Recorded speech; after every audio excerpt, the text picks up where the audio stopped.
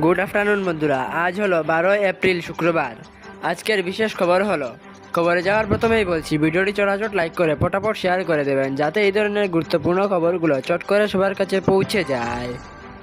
আজ উত্তর করিমগঞ্জের মাঝগ্রাম জিপির ৬ নং ওয়ার্ডের গোল্লাকিল ভৈরববাড়ি প্রাঙ্গণে ভারতীয় জনতা পার্টির পক্ষ থেকে একটি জনসভা অনুষ্ঠিত হয় এবং এই সভায় বিশেষ অতিথি হিসেবে উপস্থিত ছিলেন ভারতীয় জনতা পার্টির দলীয় প্রার্থী মাননীয় কৃপানাথ মালা মহাশয়, এসটিসির চেয়ারম্যান মাননীয় মিশন রঞ্জন দাস মহাশয়, উত্তর করিমগঞ্জ মণ্ডলের মণ্ডল সভাপতি মাননীয় পাপলু দেব মহাশয় সহ ভারতীয় জনতা পার্টির অন্যান্য বরিষ্ঠ কার্যকর্তাবৃন্দরা। Reported by Karimganj TV news. এবার উঠে জিতবে কে? বিজেপি জিন্দাবাদ, বিজেপি জিন্দাবাদ, বিজেপি জিন্দাবাদ, বিজেপি জিন্দাবাদ।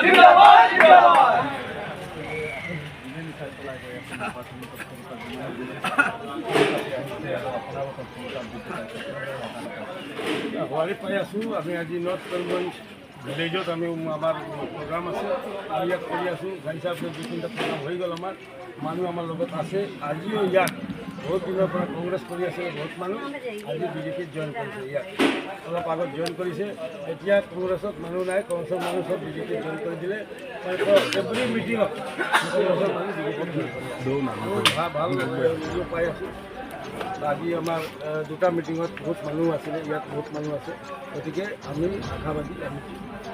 আপোনাৰ যিহেতু ইয়াতে দেখা গৈছে যে LDF আছে, কংগ্ৰেছ আছে, এই ক্ষেত্ৰত কাৰ সৈতে আপোনাৰ যুঁজ হ'ব? যুঁজটো মই এতিয়ালৈকে দেখা নাই। কংগ্ৰেছৰ মানুহটো আমাৰ লগত আহি আছে, UDFৰ মানুহটো আমাৰ লগত আহি আছে। যুঁজ কিমান হ'ব মই নাভাবোঁ, কিন্তু আমি বিজয় হ'ম। হৈছে যে কংগ্ৰেছৰ কঁকালত টঙালি বান্ধি নামিছে, তেওঁলোকৰ তৎপৰতা বৃদ্ধি হৈছে।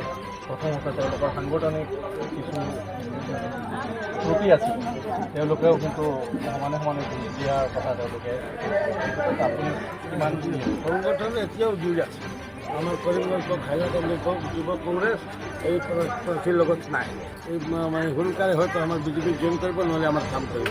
যুৱ কংগ্ৰেছ এতিয়া প্ৰাৰ্থীৰ লগতে নাই। আপুনি দেখিছে, আৰু হাইলাকান্দিটো ছাছপেণ্ডে কৰি দিয়ে, আৰু কৰিমগঞ্জে তাৰ লগত নাই।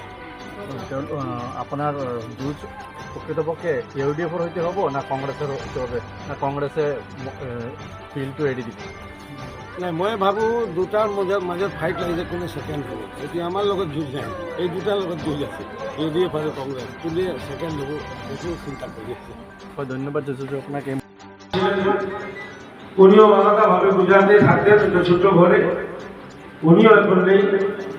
এই প্রধানমন্ত্রী আমাদের জন্য সারা 24 ঘন্টার মধ্যে 18 ঘন্টা কাজ করে।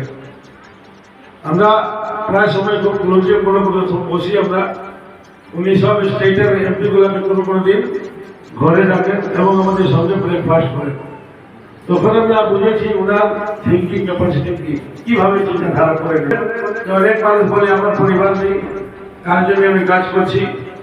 তো আমি বলি যে আমার পরিবার পৃথিবীর মধ্যে সবথেকে বেশি মানুষের পরিবার আমার, কারণ আমি ভারতবর্ষের গার্জিয়ান এবং আমার পরিবারের লোক হচ্ছে 140 কোটি মানুষ। এই 140 কোটি মানুষ আমার পরিবারের লোক। আমি ওদের জন্য কাজ করি, আমার নিজের ফ্যামিলি এটাই, এবং এটা প্রমাণ দিয়েছে তুমি। উনার আমাদেরকেও বলেন যে তোমরা একজন ঘরের গার্জিয়ান, তোমার ঘরে হয়তো 10-15 জন ফ্যামিলি মেম্বার আছে, তোমার মনের সাথে হয়তো 1-2 মত মিলবে না। আমার 140 কোটির পরিবার, এই 140 কোটি পরিবারের মত আমার সঙ্গে যে সব মিলবে সেটা সম্ভব না।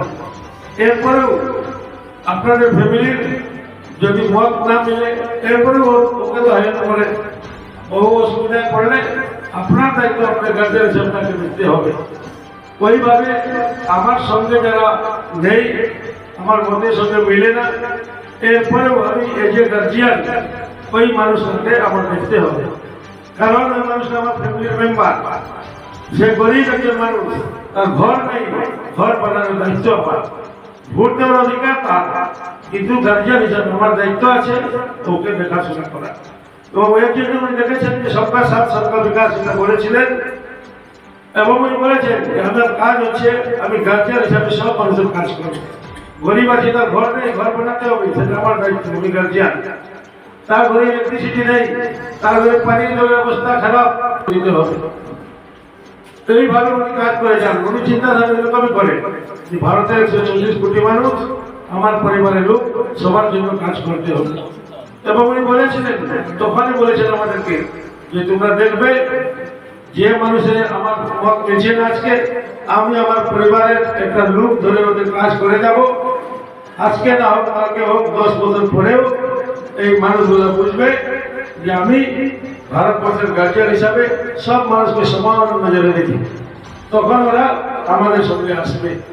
এবং এইবার বিশেষ করে এই ইলেকশনে, গতবার 19 ইলেকশনে আমরা এখানে ইলেকশন লড়েছি, আমরা দেখেছি ওই ধরনের সাপোর্ট ছিল না। যারা মত আলাদা, ওরা আলাদাই ছিলেন। প্রধানমন্ত্রী কথা লোকে মিলছে না, কিন্তু আজকে এবারে ইলেকশন আমরা দেখছি অনেক মানুষ, আজকে ওইখানেও দেখলাম আমরা 5-6 জন এখানে জয়েন করেছি। তো ওরা ওই সময় আমাদের সঙ্গে ছিলেন না, প্রধানমন্ত্রীর সঙ্গে ছিলেন না। প্রধানমন্ত্রীর কাজ দেখে, প্রধানমন্ত্রী যেভাবে মানুষকে নিজে পরিবারের মতো মানেন, উনি আমাদেরকে বলেছিলেন অনেক আগে যে দেখবে 10 বছর পর হলেও ওই মানুষগুলো আমাদের সঙ্গে আসে। ভালো কাজ করে যাও, তোমার সঙ্গে মানুষ থাকবে। যখন ভালো কাজ আমরা করি, আমাদের সঙ্গে মানুষ থাকবে।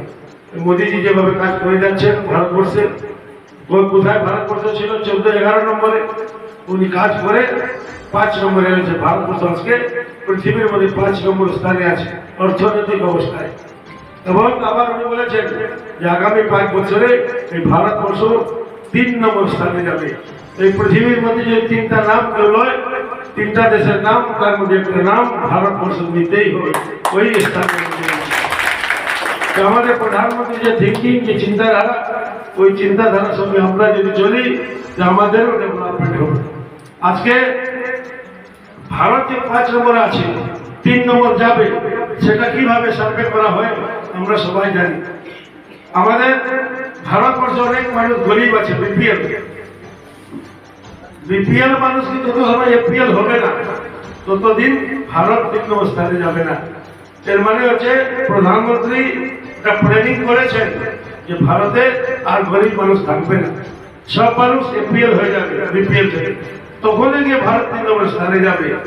এমনি মুখে বলে 3 নম্বর হবে না, এটা সার্ভে হয়ে যাবে। একটা ইন্ডিপেন্ডেন্ট কমিটি আছে, ওরা সার্ভে করে, শুধু ভারত নয়, ওরা পৃথিবীকে সার্ভে করে। সার্ভে কিভাবে করে? ওরা ঘরে ঘরে দেখে যে মানুষ ভারতবর্ষে কতজন গরিব আছে, গরিবদের অ্যাকচুয়ালি সার্ভে করে। সার্ভেতে যদি দেখে গরিবের পাকা ঘর আছে, মানে মোটামুটি এপিএল হয়ে গেছে, তার ঘরে কারেন্টের সুবিধা আছে, তার ঘরে জলের ভালো ব্যবস্থা আছে, তার স্যানিটারি ল্যাট্রিন আছে, খাওয়ার তার ঠিক আছে, তখন ওদের এই সার্ভেটা পজিটিভ করে। তখনই গিয়ে ভারত 3 নম্বরে যাবে। মোদীজি প্ল্যানিং আছে যে আগামী 3 নম্বরে কিভাবে নেবে, মানে আমাদের প্রত্যেক ফ্যামিলি